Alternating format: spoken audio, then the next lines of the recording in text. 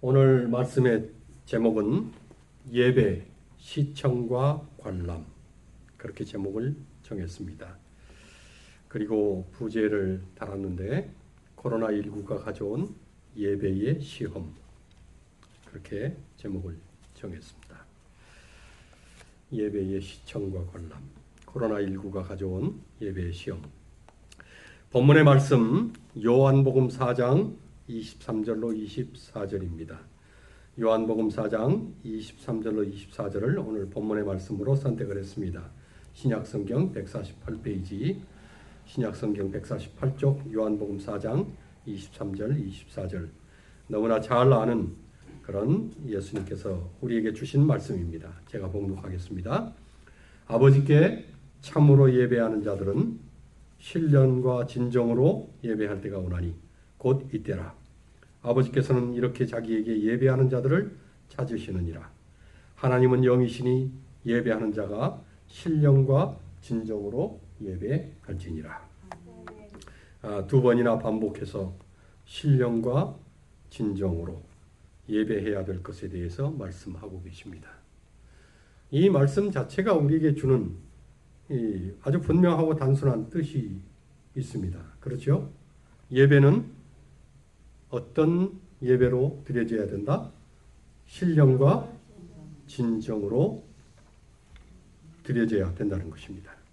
그것이 하나님께서 원하시는 예배라고 하는 것입니다. 코로나19 때문에 예배가 시험대에 올랐습니다. 교회를 나오지 못하고 온라인상으로만 예배를 드리면서 서로 각자가 집에서 드리는 예배가 어떤 상황인지 알 수가 없습니다. 하지만 그 예배를 어떻게 보내는지 또 예배를 어떻게 드리는지 하나님은 아시고 또 본인과 가족은 압니다. 저희도 이 주정부의 셧다운 명령 때문에 교회 문을 닫고 2달 반 동안 예배를 못 드렸습니다.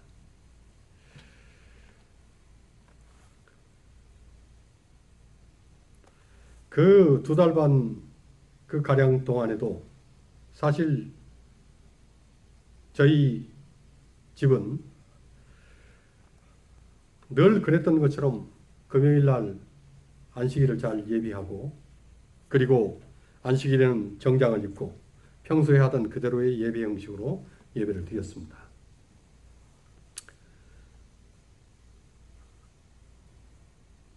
몇 분들이 저희한테 연락해가지고 목사님은 이 예배를 어떻게 하실 거냐고 그렇게 문의를 해와서 집에서 정상적으로 예배를 드릴 거라고 그렇게 말씀을 드렸습니다. 그랬더니 1시간 이상 걸리는 꽤 먼 거리임에도 불구하고 몇 분들이 같이 예배를 드리겠다고 저희 집까지 오셨어요. 그래서 뭐 3가정, 4가정 그렇게 예배를 집에서 정상적으로 드렸습니다. 그리고 다른 교회 교인들도 한두 명씩 온 적이 있고 또 구도자를 데리고 오시기도 하고 그러면서 나름대로 예배를 잘 드렸습니다. 그러다가 이제 교회에서 차라리 그러려면 예배를 드리는 게 낫지 않겠냐 그런 얘기들이 있어서 우리는 이제 1달 넘게 교회에서 예배를 드리고 있습니다.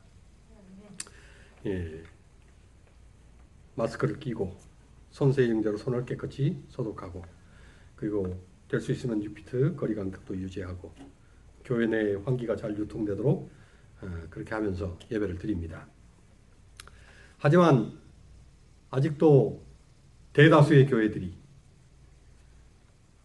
교회 문을 열지 못하고 온라인 예배로 대신하는 그런 교회들이 많습니다. 그리고 이 거리 유지를 위해서 여전히 뭐 소수만 교회에 나오고 그리고 나머지는 가정에서 온라인을 통해서 줌을 통해서 예배를 드립니다. 그런데 많은 경우에 이 온라인 예배는 예배가 아니고 시청과 관람으로 변질되는 그런 우려가 발생하고 있습니다. 몇몇 분들에게 이 온라인 예배를 통한 예배가 어떤가를 제가 물어봤습니다. 그러면서 직접 그렇게 질의를 했습니다. 예배인지 시청인지 참여인지 관람인지 그렇게 구체적으로 질문을 했더니 거의가 다 사실은 그냥 시청과 관람 같은 그런 예배가 된다고 그렇게 대답을 했습니다.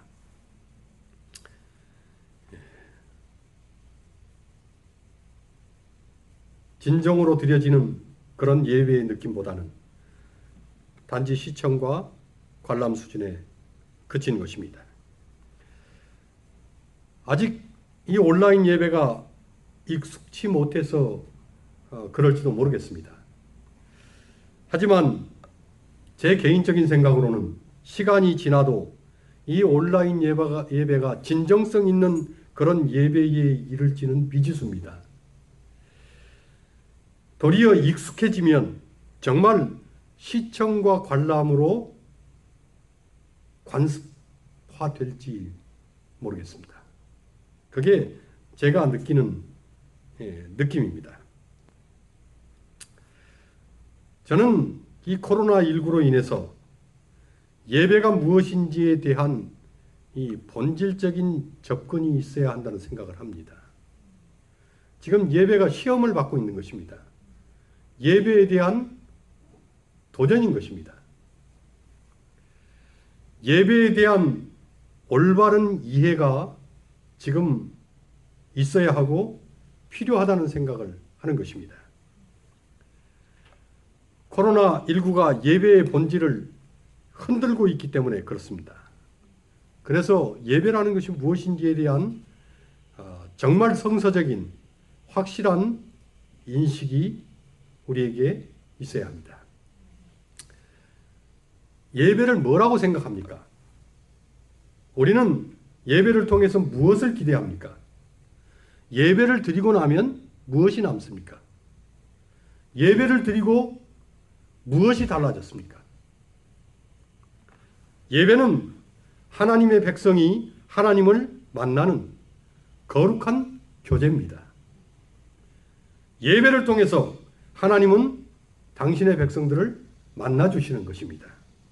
예배를 통해서 사람은 하나님과 교류하고 하나님과 소통하고 하나님과 대화를 하는 것입니다. 하나님은 영이시기 때문에 하나님의 백성들은 온 마음과 영혼을 다하여 찬양하고 예배하며 하나님께 나아가는 것입니다.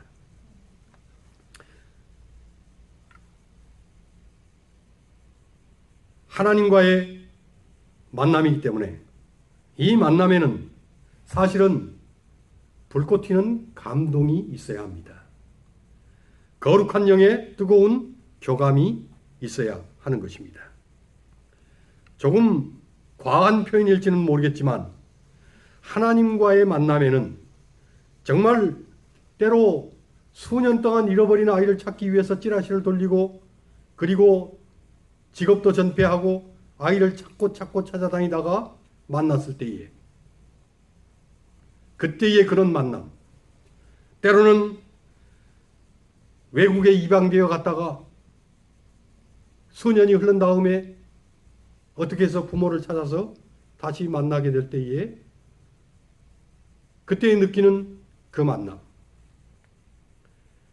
남쪽과 북쪽에 헤어졌던 이산 가족의 그 상봉과 만남, 그런 때보다 어쩌면 더 떨리고 더 아름답고 더 감동적이고 더 가슴이 뛰는 그런 이 찬란함과 약동감, 더 벅찬 영광스러움이 이 예배에 있어야 한다고 믿습니다.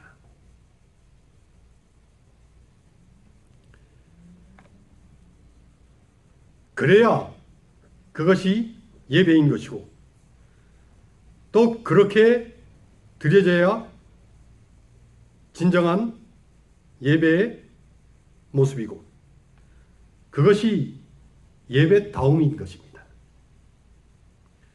그런데 우리는 예배에서 그런 그 감동과 역동성을 느끼는 그런 예배를 드리고 있느냐 하는 것입니다.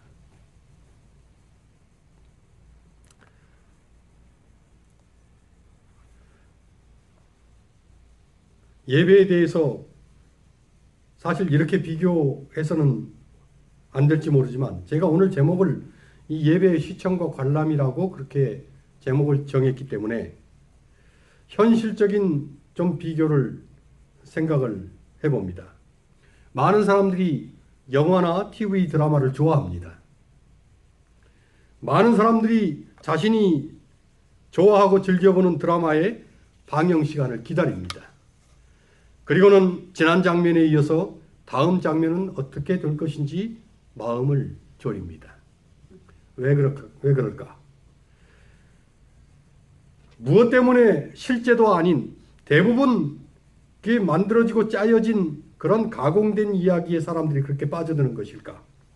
그것은 보는 사람들이 드라마를 통해서, 그리고 연기하는 배우들을 통해서 자신의 소망이나 자신의 욕구를 대리 실현받기 때문에 그렇습니다. 연기자들의 연기를 통해서, 그들의 좌절, 슬픔, 성취를 통해서 자신의 아픔과 즐거움을 같이 느끼고 경험을 하는 것입니다. 그리고 배우들의 연기 속에 자신들의 이루지 못한 어떤 소망이나 생각들을 투영시키고 부분적으로 충족감을 얻는 것입니다. 그래서 배우들은, 그리고 연기자들은 시청자들의 마음을 잘 공감시키고 표현시키기 위해서 최선을 다합니다.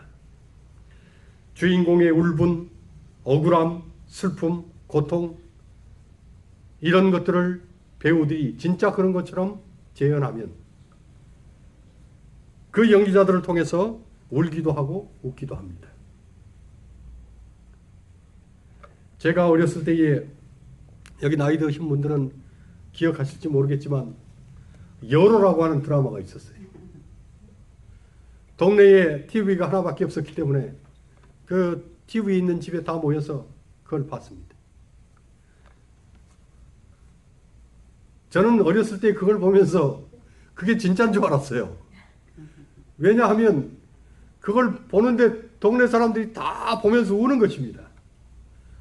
울고 웃고 실제 그런 일이 벌어지고 있는 것처럼 그렇게 감동을 받고 또 거기에 감정이 몰입되어서 실제로 그런 것처럼 다들 그렇게 드라마를 주목하는 것입니다. 연기자의 모습 속에서 또는 상대 배역의 역할 속에서 우리는 자신의 마음속에 있는 감정을 투영받는 것입니다. 만약 연기자가 그 역할을 제대로 표현하지 못하면, 그리고 소화하지 못하면 아무도 그 드라마를 보지 않을 것입니다. 그런데 저는 지금까지 우리가 드려왔던 예배가 어쩌면 드라마보다도 못한 그런 이 서투른 연기자와 같은 그런 연기를 하면서 예배에 참여한 것은 아닌지 하는 그런 생각을 해보게 됩니다. 우리가 드리는 예배 속에 설교도 있고 기도도 있고 찬양도 있지만 그 중심에서 흘러나오는 감동은 없는 것입니다.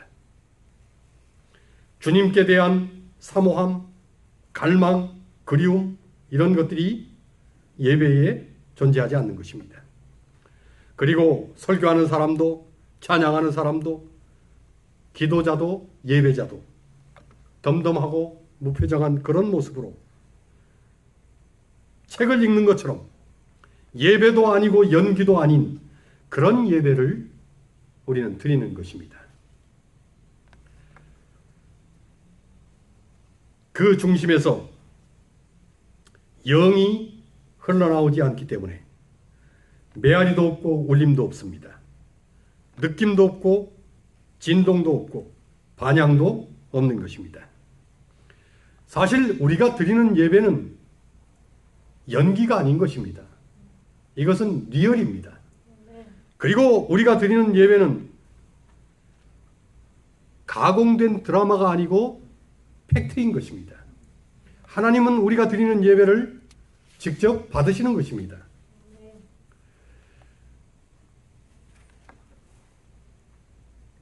하지만 하나님께서 받으실 만한 그런 성령의 꿈틀거림이, 그런 움직임이 우리 속에 경험되지 않는 것입니다.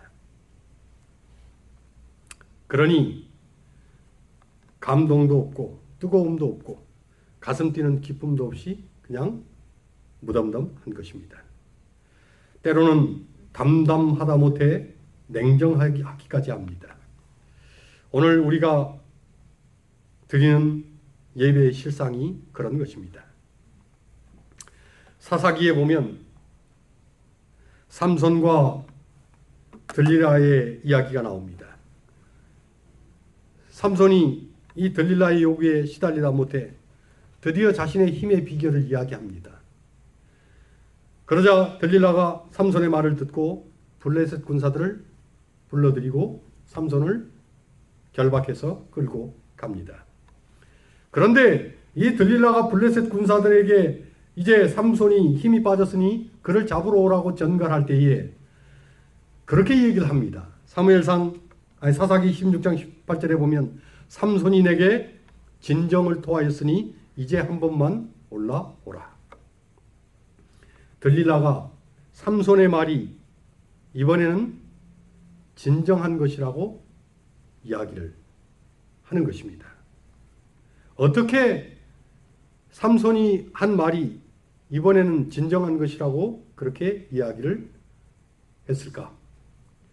그것은 들어본 사람은 아는 것입니다. 어떤 사람이 진정을 토할 때에 그의 말을 들어본 사람은 그것이 진짠지 가짠지 아는 것입니다. 그것이 거짓인지 그저 하는 말인지 정말 적대성 멘트에 불과한 것인지 아니면 그냥 입술로만 하는 립싱크인지 그것을 아는 것입니다. 중심에서 나오는 말은 사람의 중심에 메아리 치는 것입니다. 하지만 그렇지 않은 말들은 그저 스쳐 지나가고 맙니다. 그 중심에서 나오지 않을 때에 아무리 예배를 드리고 찬미를 부르고 기도를 할지라도 그것은 껍데기에 불과할 뿐인 것입니다. 거기에는 생명의 흐름이 없는 것입니다. 정말 영적으로 진동해야 되는데 영이 없는 진공만 있는 것입니다.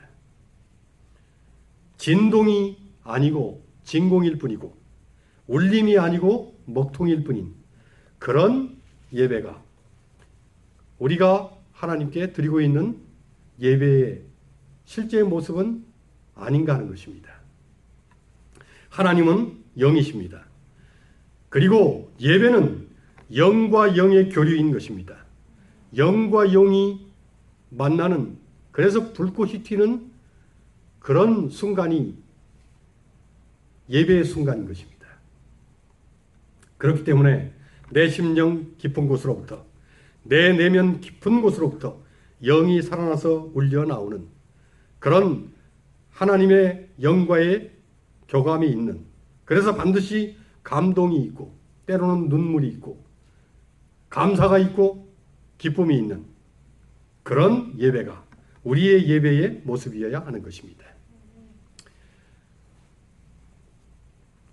언젠가 제 아들이 아직 어리기는 했지만 그래도 뭐 좀 그 침례를 받을 만한 때가 되기도 해서 제가 우리 아들에게 이렇게 이 성경을 기본적으로 이렇게 가르쳤던 적이 있습니다. 우리가 믿고 있는 것을 좀 알아듣게 가르치긴 해야겠다는 그런 생각을 가지고 이 성경의 핵심 교리들을 제 나름대로는 좀 쉽게 우리 아들에게 가르치려고 했습니다. 근데 제가 좀 쉽게 이제 12 정도 된 아들에게 쉽게 성경을 가르친다고 가르치는데 그래도 얘가 표정을 보니까 뭐 잘 알아듣는 것 같지 않는 거예요. 그래서 이제 뭐 이렇게 가르치고 그리고는 이제 마무리를 해야 되겠다 그렇게 생각을 하면서 이제 조금 그래도 호소를 하고 그 가르침을 끝내야 되겠다는 생각으로 이제 이 마무리 이야기를 했어요. 그러면서 제가 마지막 부분에 우주가 얼마나 큰지에 대해서 설명을 했습니다.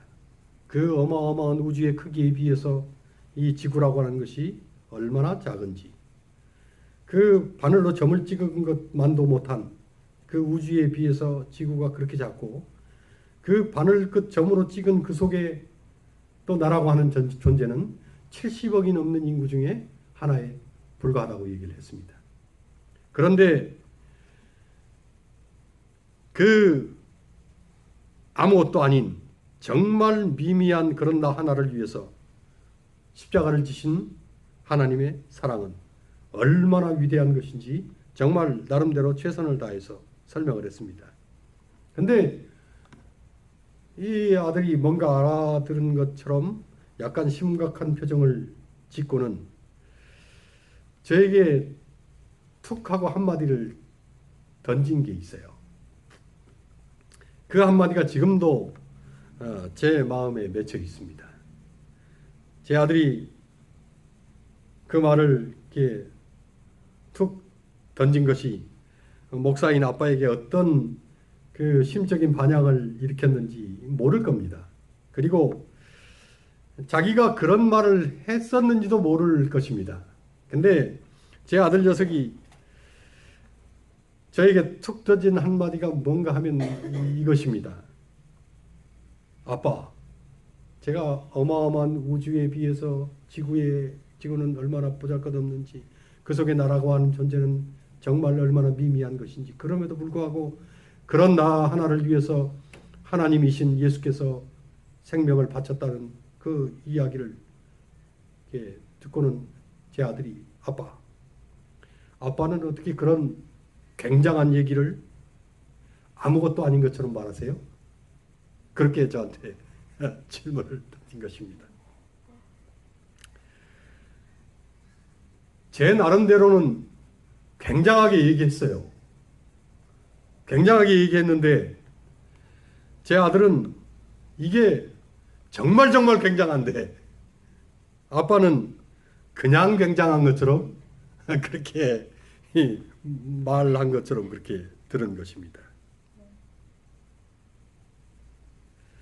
사실 하나님의 형상으로 내가 창조됐다는 것,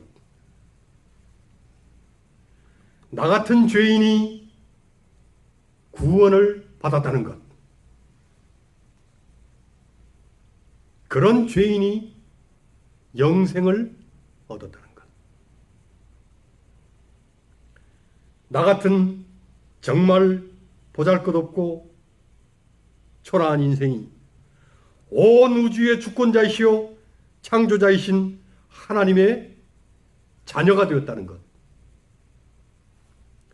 내가 하늘로 간다는 것, 나 같은 죄인을 용서하고 구원해 주신 하나님을 대면하여 만나고 그리고 영원히 그분을 예배하고 그분의 사랑을 받는다는 것, 이것은 사실 굉장한 이야기가 아니고 정말 굉장하고 엄청나게 굉장하고 더 이상 어떻게 표현할 수 없을 만큼 굉장한 이야기인 것입니다. 그런데 어느새 이런 것들이 그냥 익숙해진 그런 나머지 그 굉장한 일들을 그렇고 그런 평범한 일로 우리가 여기고 있는 것입니다. 우주의 통치자이신 그분을 경배하면서도 우리는 태어납니다. 감히 대우주의 주권자이신 하나님을 만나러 오면서 뜨겁게 열망하지도 않고 그저 막연하고 무덤덤하게 예배에 오는 것입니다.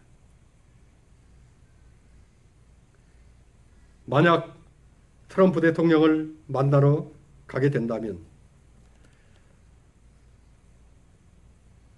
마음 준비하는 것이 당연히 다를 것입니다.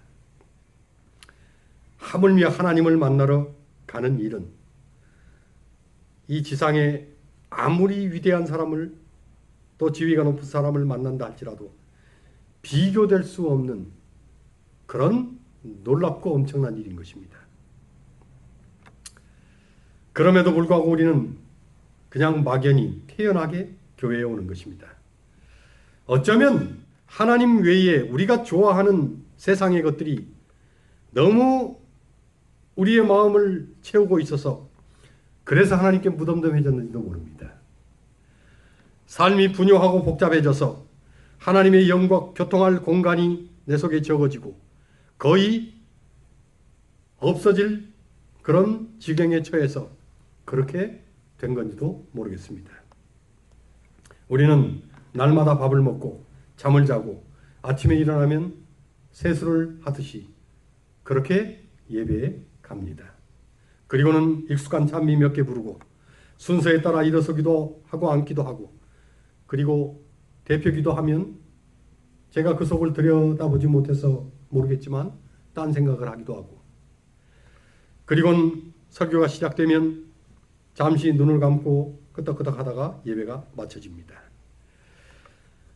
정말 예배를 참관만 하고 그리고 순서가 끝나면 줄 서서 나가면서 설교자에게 예배가 괜찮았다는 듯이 인사를 합니다. 그리고 바깥에서 335 이런저런 세상 사는 얘기를 하다가 그리고 예배를 파하는 것입니다. 예배가 교회에서 드려짐에도 불구하고 단지 시청과 관람에 머물다가 끝나고 마는 것입니다. 우리는 예상을 뛰어넘는 어떤 일도 예배를 통해 기대하지 않습니다. 그러니 우리를 뒤흔드는 어떤 일도 일어나지 않습니다. 감동도 감사도 각성도 변화도 전혀 감지되지 않는 것입니다. 그냥 예배는 늘상 드려지는 그런 건조한 형식 중에 하나가 되어졌습니다. 예배의 공동화인 것입니다. 형식은 잘 수행했지만 그 내면은 비어있을 뿐인 것입니다. 하나의 일상적인 의식을 마치고 그리고 자신이 재림교인인 것을 확인했으니 다시 편안한 일상으로 돌아갑니다. 그리고 안식일 오후에는 아무 생각 없이 뒹굴면서 시간을 때우든지 친구를 만나러 가든지 뭐 건강을 위해서 산책을 하든지 그리고는 안식이 지나갑니다. 이것이 예배일까? 물론 예배입니다. 하지만 이것으로 충분할까? 아니죠. 충분하지 않습니다. 충분할 수가 없지요. 전혀 충분할 수 없습니다. 이것은 뭔가가 빠진 것입니다. 사람이 흙으로 만들어져서 외형상으로는 완전히 갖추어진 상태일지 모르겠지만 아직 숨이 불어넣어지지 않은 것입니다. 이것은 영이 없는 단지 육체에 불과할 뿐인 것입니다. 영이 없는 예배가 이와 동일한 것입니다. 육체로만 드리는 예배는 예배일 수는 있지만 살아있는 예배는 아닌 것입니다. 격식으로는 완전할지 모르지만 여전히 아직 살아있지는 못한 것입니다. 창세기 2장 7절은 여호와 하나님이 흙으로 사람을 지으시고 생기를 그 코에 불어넣으시니 사람이 생명이 되었다고 했습니다. 생기가 없으면 생명이 되지 않으면 단지 육체일 뿐인 것입니다. 영이 없으면 그저 멍한 것입니다. 성령과의 교감이 성령의 채우심이 없으면 그냥 비어있을 뿐인 것입니다. 예배가 살아있으려면 그 심령이 영으로 채워져야 하는 것입니다. 예배가 살아있기 위해서 정말 필요한 것은 영적인 갈망과 영적인 그리움인 것입니다. 주님에 대한 갈망, 그리고 주님의 임재에 대한 그리움, 영적인 목마름인 것입니다. 예배에 대한 기다림이 있고 예배에 대한 기대가 있고, 그리고 예배를 진정으로 간절하게 사모하고 그 사모하는 갈망과 그리움이 우리로 예배에 나오게 해야 하는 것입니다. 저는 그것이 예배라고 믿습니다. 예배는 교회에 와서 드려지는 것이 아니고 이미 주님에 대한 임재의 갈망, 주님을 만나고 싶은 그 그리움 때문에 예배에 오려고 하는, 그때부터 예배는 시작이 되는 것입니다. 그리고 거기가 진정한 예배의 자리인 것입니다. 그것이 예배의 모습이고 진정한 예배의 내용인 것입니다.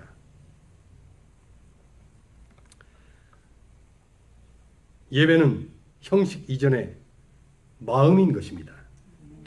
우리가 진정한 예배를 원한다면, 진정으로 주님의 은총을 원한다면, 진정으로 주님과의 살아있는 관계를 원한다면 우리는 이 간절한 그리움, 예배에 대한 목마름이 다시 살아나야 합니다. 예배에 대해 성령이 주는 갈급함이 우리에게 다시 일어나야 하는 것입니다. 익숙해져서 길들여진 그런 형식으로 만족해서는 안 되는 것입니다. 거기에서 더 나아가 주님의 임하심과 주님의 채워주심을 사모해야 하는 것입니다. 예배의 목적은 예배가 무사히 제 시간에 끝나고 내가 관습적으로 치르던 그 예배 순서들, 그 시간들이 방해받지 않는 것이 아닙니다. 예배를 통해서 하나님은 당신의 백성들을, 당신의 자녀들을 만지기를 원하시는 것입니다. 예배의 중심은 하나님의 임재입니다. 하나님의 만지심인 것입니다. 하나님께서 성령의 영으로 내 속사람을 훑는 그런 이 자극인 것입니다. 영적 전류가 내 내면으로 흘러가면서 느끼는 그런 정극의 스파크인 것입니다. 찬양에서, 기도에서, 말씀에서, 때로는 조용한 기다림에서 주님은 우리 속에 임재하십니다. 우리의 내면을 터치하시는 것입니다. 이와 같은 영적인 접촉을 사모하고 그런 영적인 전율을 기대하면서 예배로 와야 하는 것입니다. 무엇이 역사하는 일이, 성령의 놀랍게 하는 그런 일이 내 영혼 속에서 일어날 것을 기대하고 예배에 와야 하는 것입니다. 예배는 드라마보다 더 사실적이어야 합니다. 우리가 드리는 찬양은 연주회나 음악회보다 더 뜨거워야 하는 것입니다. 우리가 나누는 메시지는 영화보다 더 실제적이어야 합니다. 왜냐하면 드라마와 영화는 모두 허상이고 거짓이지만, 그리고 사람들에게 꾸며진 위안을 줄 뿐이지만, 하나님의 임재와 성령의 역사와 주의 말씀은 우리에게 실상과 생명을 주는 것이기 때문입니다. 드라마는 사실은 죽은 자들의 잔치일 뿐입니다. 그러나 예배는 산 자들의 잔치인 것입니다. 어린 양의 혼인잔치에 참여할 그런 사람들의 살아있는 잔치인 것입니다. 우리가 어떤 형식만으로 만족하지 않을 때에, 우리가 진정으로 주님의 실상을 원할 때에 주님은 우리 속에 임하게 되실 것입니다. 그리고 성령으로 충만케 하실 것입니다. 하나님은 예배 가운데에 성령으로 임재하시고 예배자들은 간절함과 사모함으로 그 심령이 덮여지게 될 것입니다. 신령과 진정한 예배의 실상이 오게 될 때에 더 큰 주님을 향한 갈망과 더 큰 성령에 대한 간절함이 회복되게 될 것입니다. 그리스도교는 이론이 아니고 형식도 아니고 살아있는 생명의 세계이고 하나님의 영광의 세계인 것입니다. 예배는 그냥 한 번 치르고 마는 그런 관습이 아니고 시간을 때우는 그런 때우기도 더더욱 아닙니다. 이것은 설레임이고 하나님과의 살아있는 만남이고 그리고 기쁨이고 감격인 것입니다. 우리의 내면과 본성을 송두리째 바꾸어 버리는 그런 놀라운 하나님의 만지심이 예배의 실상이고 또 실상이어야 하는 것입니다. 우리는 코로나19로 예배의 형식을 잃어버렸습니다. 모여서 예배드리는 그런 예배는 이제 중단이 됐습니다. 어쩌면 다시 오픈이 된다고 할지라도 예전 같은 그런 모임은 갖지 못할지도 모릅니다. 어쩌면 모일지라도 트라우마가 있게 될 것입니다. 하지만 모여서 드리든 개인적으로 드리든 예배의 본질은 변하지 않습니다. 예배는 영적인 교감이고 신령과 진정의 산물이어야 한다는 그 본질은 여전한 것입니다. 아무튼 코로나19는 대형 집회에 제동을 걸었습니다. 이제 예배의 본질이 확고히 서 있지 않으면 많은 사람들이 떨어져 나갈 것입니다.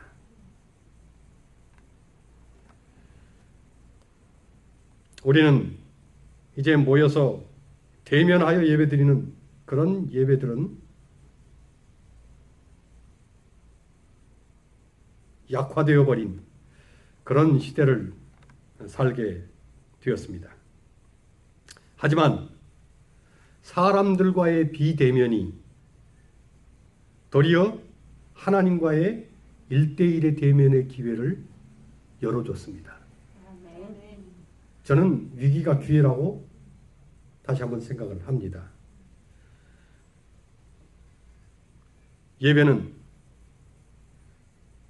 오늘 우리에게 정말 하나님과 개인의 만남이 얼마나 소중한 것인가를 다시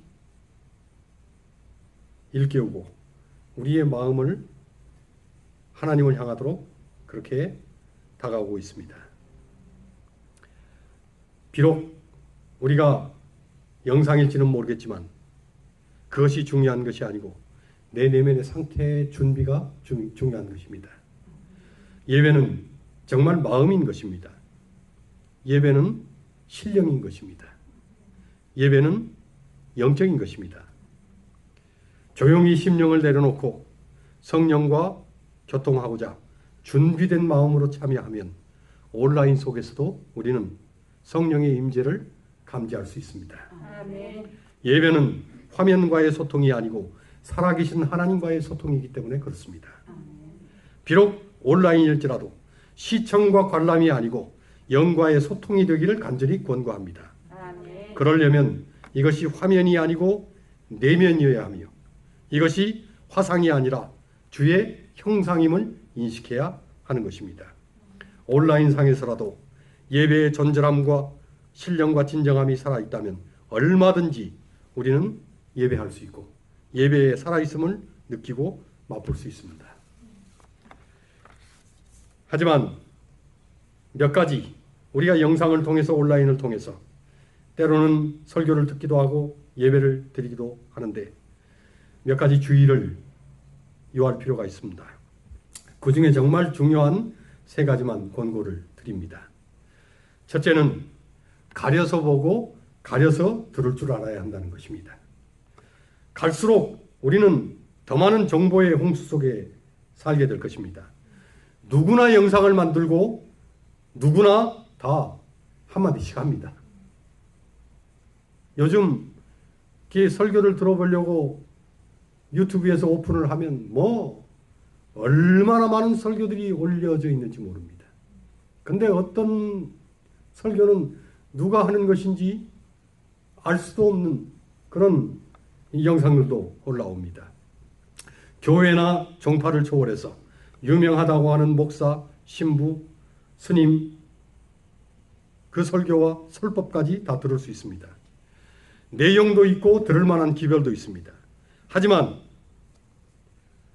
아무리 유명하고 이름이 있다고 할지라도 그들은 영원 불멸설, 영원 지옥설, 윤회설, 일요일 주일론 그런 것들을 믿는 사람들입니다. 이것들은 하나님의 말씀의 근본과 배치가 되는 것입니다. 또한 그들은 정확한 성소와 지성소의 기별, 세 천사의 기별, 다니엘과 계시록의 정확한 예언, 그리고 재림 기별이 없거나 약합니다. 그들의 설교는 아무리 좋아도 반드시 가려서 듣고 걸러서 들어야 됩니다. 반대로 성경 기별 자체를 지나치게 적용하는 사람들도 우리는 경계해야 합니다. 완전론이나 자신들만 14만 4천이라거나 또는 재림 날짜를 자신들은 은근히 알고 있는 것처럼 추정하는 그런 것들은 역시 걸러내고 주의해야 합니다. 중요한 것은 이런 것들을 취사 선택할 수 있는 그 일은 이제 개인이 할 수밖에 없다는 것입니다. 그러니 개인적으로 진리를 가를 수 있을 만한 그런 말씀의 자리에 자신을 세울 수밖에 없습니다. 개인적으로 성경에 기초한 정확하고 근본적인 기본 교리와 신조에 대한 그런 이해가 있기를 간절히 권고합니다. 그래서 정말 가려서 듣고 가려서 보셔야 됩니다. 두 번째는 개인적으로 하나님의 기별을 길어 올려야 한다는 것입니다. 저는 이 사람 저 사람들이 올리는 영상들을 나름대로는 갈증을 풀어주는 우물이요 생명수라고 생각하고 그것을 만들어서 올리는 사람들은 그런 마음으로 이 영상들을 올릴 것입니다. 하지만 어떤 우물에 두레박을 내릴 것이며 어떤 물을 길어서 마실 것인가 하는 것은 선택자의 몫입니다. 그리고 중요한 것은 이 쏟아져 나오는 미디어의 홍수 속에서 개인적으로 하나님의 기별을 완전하지는 않을지라도 정확하게 선별해서 길어 올리고 그리고 그 기별을 개인적으로 묵상하고 소화해야 한다는 것입니다. 아무리 말씀이 많아도 그것이 기별이 되어서 내 심령에 자리 잡지 않으면 그것은 무용지물인 것입니다. 그러니 매일매일 하나님의 기별이 삶의 기초요 동력이 되도록 해야 한다는 것입니다. 잘 선별해서 선택했다면 그것이 기별이 돼서 내 마음에 자리 잡도록 해야 한다는 것입니다. 세 번째는 기별이 삶이 되어야 한다는 것입니다. 하나님의 말씀과 기별이 요구하는 것은 궁극적인 삶의 변화인 것입니다. 품성의 변화인 것입니다. 예수 그리스도를 닮는 것입니다. 그리고 재림에 적합하도록 하늘에 적합하도록 자신이 달라지는 것입니다. 그러니 말씀과 기별에 순종하고 기별이 삶이 되도록 그렇게 하시기를 간절히 권고합니다. 이제 영감에 있는 글을 나누고 오늘 말씀을 마무리하겠습니다. 영감의 글 중에 목사와 복음교역자에게 보내는 권면 507페이지와 가려뽑은 기별 3권 355페이지에 있는 말씀을 이어서 나누겠습니다. 목사와 복음교역자에게 보내는 권면 507페이지의 말씀입니다. 심령 속에서 모든 더러운 것이 비워지고 성령의 내재를 위하여 심령이 정결케 되어야 한다. 초대교회의 제자들이 오순절에 성령의 부어주심을 위해 준비된 것은 고백과 죄에서 떠나는 일, 기도와 하나님께 헌신하는 일을 통해서였다. 동일한 일이 더욱 크게 현재 이루어져야 한다. 우리가 실제적인 그리스도인 덕성을 구현하는 일에 날마다 전진하지 않는다면 우리는 늦은 빗대에 성령의 나타남을 인식하지 못할 것이다. 매 순간마다 신령한 대리자와의 연결이 우리의 전진에 필수적이다. 우리는 하나님의 영을 어느 정도 모시고 있을 것이나 기도와 믿음으로 끊임없이 성령을 찾아야 한다. 성령의 내재를 위하여 심령이 정결케 되어야 한다고 말을 합니다. 성령의 부어주심을 위하여 죄에서 떠나는 일, 그리고 하나님께 헌신하는 일을 해야 한다는 것입니다. 우리가 실제적으로 품성을 변화시키고 그리스도인 덕성을 구현하는 일에 날마다 전진해야 한다고 말합니다. 매 순간 신령한 대리자와의 연결이 필수적이라고 말씀하고 있습니다. 어느 정도 영을 우리가 마음에 모시고 있기는 하겠지만 기도와 믿음으로 더 끊임없이 더 갈급함으로 성령을 찾아야 한다는 것입니다. 가랴복음 기별 3권 355페이지에 우리는 성령의 능력과 감화에 우리의 마음을 열지 않으면 안 된다. 우리는 거룩한 감화에 민감하게 되어야 한다. 그럴 때에 예수의 작은 속삭임도 우리의 영혼을 움직일 것이며 마침내 그분은 우리 안에 우리는 그분 안에 있어서 하나님의 아들에 대한 믿음으로 살게 된다. 성령의 능력과 감화에 마음을 열어야 한다는 것입니다. 거룩한 감화에 민감해야 한다는 것입니다. 예수의 작은 속삭임에도 우리의 영혼을 열어야 되고 그렇게 되면 그 작은 속삭임이 우리의 영혼을 움직일 것이라고 말씀을 합니다. 우리가 영적으로 충만해져 있으면 영상을 통해서 예배를 드린다고 할지라도 성령의 임재를 감지하게 될 것입니다. 그렇게 예배할 수 있게 되기를 간절히 바라는 것입니다. 성경 에스겔 37장 1절로 14절을 봉독하고 말씀을 마치겠습니다. 에스겔 37장 1절로 14절입니다. 여호와께서 권능으로 내게 임하시고 그 신으로 나를 데리고 가서 골짜기 가운데 두셨는데 거기 뼈가 가득했습니다. 나를 그 뼈 사방으로 지나게 하시기로 본즉 그 골짜기 지면에 뼈가 심히 많고 아주 말랐습니다. 그가 내게 이르시되 인자야 이 뼈들이 능히 살겠느냐 하시기로 내가 대답하되 주 여호와여 주께서 아실 것입니다. 또 내게 이르시되 너는 이 모든 뼈에게 대언하여 이르기를 너희 마른 뼈들아 여호와의 말씀을 들을지어다. 주 여호와께서 이 뼈들에게 말씀하시기를 내가 생기로 너희에게 들어가게 하리니 너희가 살리라. 너희 위에 힘줄을 주고 살을 입히고 가죽으로 덮고 너희 속에 생기를 두리니 너희가 살리라. 또 나를 여호와인 줄 알리라 하셨다 하라.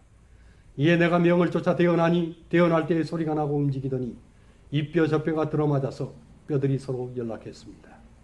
내가 또 보니 그 뼈에 힘줄이 생기고 살이 오르며 그 위에 가죽이 덮이나 그 속에 생기는 없었습니다. 또 내게 이르시되 인자야 너는 생기를 향하여 대언하라. 생기에게 대언하여 이르기를 주 여호와의 말씀에 생기야 사망에서부터 와서 이 사망을 당한 자에게 풀어서 살게 하라 하셨다 했습니다. 이에 내가 그 명대로 대언하였더니 생기가 그들에게 들어가매 그들이 곧 살아 일어나서 서는데 극히 큰 군대였습니다. 또 내게 이르시되 인자야 이 뼈들은 이스라엘 온 족속이라. 그들이 이르기를 우리의 뼈들이 말랐고 우리의 소망이 없어졌으니 우리는 다 멸절되었다 했습니다.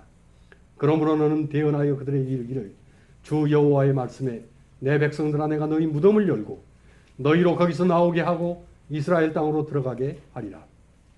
내 백성들아 내가 너희 무덤을 열고 너희로 거기서 나오게 한즉 너희가 나를 여호와인 줄 알리라. 내가 또 내 신을 너희 속에 두어 너희로 살게 하고 내가 또 너희를 너희 고토에 거하게 하리니 나 여호와가 이 일을 말하고 이룬 줄을 너희가 알리라. 나 여호와의 말이니라 하셨습니다.